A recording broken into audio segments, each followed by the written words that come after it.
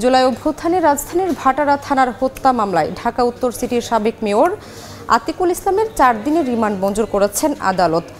সকালে ঢাকার metropolitan magistrate আদালত শুনানি শেষে এই আদেশ দেন। একই আদালত আলাদা মামলায় ডিএমপির সাবেক এডিসি শাহেন শাহকে 4 দিন, নাসা গ্রুপের চেয়ারম্যান নজরুল ইসলাম মজুমদার 3 দিন এবং ঢাকা মহানগর উত্তর যুব মহিলা লীগের সাধারণ সম্পাদক শামীমা আক্তারকে 2 দিনের রিমান্ড মঞ্জুর করেন।